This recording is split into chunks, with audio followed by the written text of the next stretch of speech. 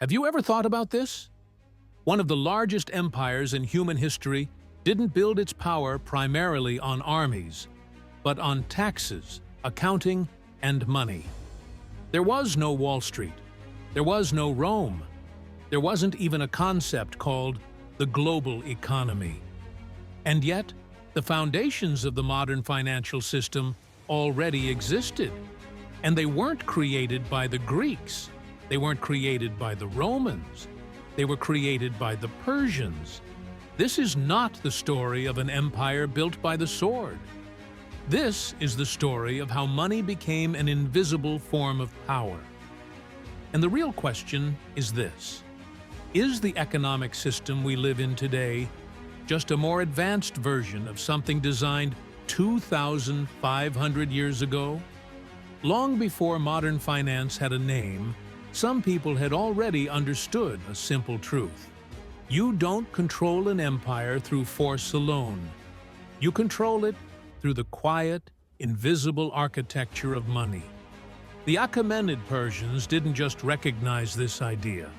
They built an empire around it. When most people imagine ancient Persia, they picture massive armies, palaces, and endless conquests. But beneath all that spectacle was something far more important: a disciplined, structured, and scalable financial system. Taxes, standardized money, administrative regions, central treasuries.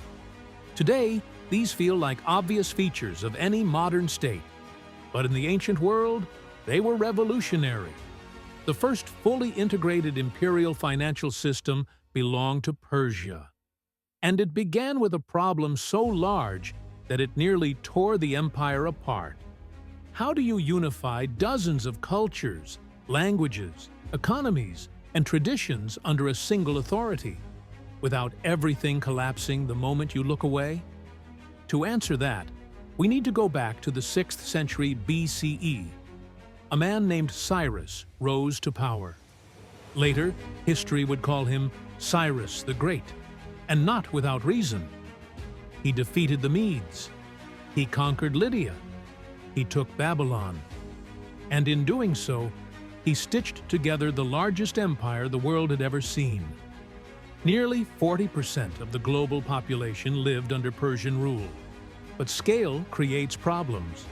Each region Cyrus conquered had its own way of doing things. Babylon collected taxes in grain. Lydia used coinage. Egypt preferred agricultural levies. Some regions paid in gold, others in livestock, others in manufactured goods. Locally, these systems worked. At an imperial scale, they were chaos. Cyrus was a brilliant conqueror. He was even remarkably tolerant. But he was not a financial engineer. The system functioned, but barely. And more importantly, it could not scale. Empires, like corporations, collapse when their accounting fails to keep up with their growth. That collapse almost happened. After Cyrus, the cracks became obvious. Taxes disappeared before reaching the capital. Regional governors grew powerful and corrupt. Border provinces invented their own rules. The center had no clear picture of its own resources. Military strength wasn't enough anymore. The empire needed structure, predictability, discipline. And that's when the system truly began to change. That change came with Darius I. Darius didn't need to expand the empire. He needed to stabilize it. And he did that by turning money and power into something measurable. His first move was decisive.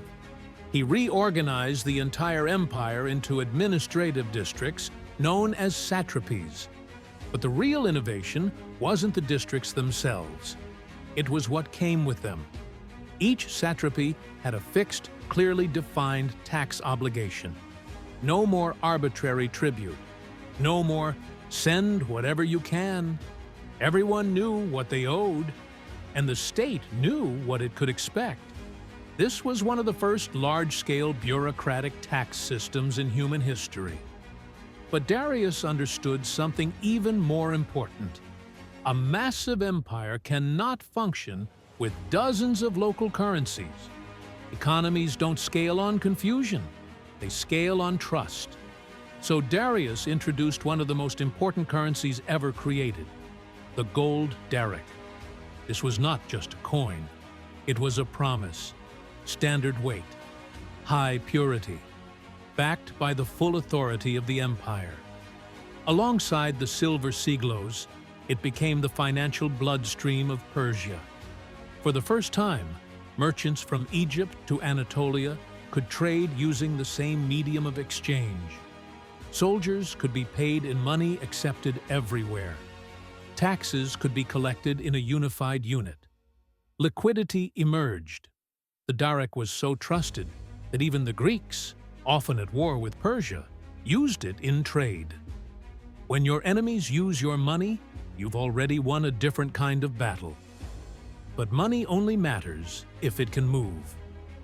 That's why Darius built the Royal Road, thousands of kilometers long. Relay stations every few dozen kilometers. Messages, taxes, bullion, and orders could cross the empire in days. This wasn't infrastructure for convenience. It was infrastructure for control. And behind the walls of Persepolis, treasuries filled with vast reserves of gold and silver. These weren't decorative hoards. They were strategic reserves, insurance against war, liquidity for crisis, leverage over rebellion. The Persians understood something modern states still debate. A strong treasury is not about luxury. It's about time. Time to respond. Time to adapt. Time to survive. And within this system, another quiet truth emerged. Empires don't rule by crushing differences. They rule by aligning incentives. Loyal satraps were rewarded. Corruption was punished. Local elites were integrated into the system. The empire held together not by constant violence, but by financial clarity. And it worked. For centuries. Later empires copied it. Few improved it. But Persia also teaches us the final lesson. Even the best system collapses when leaders stop respecting their own rules. As discipline weakened, corruption returned. Control eroded.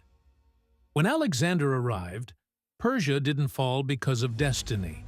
It fell because a system that once took itself seriously no longer did. Empires don't collapse because of enemies. They collapse because they forget why their systems worked. And today, the parallels are uncomfortable. Debt grows, reserves shrink, infrastructure decays. Inflation quietly erodes trust.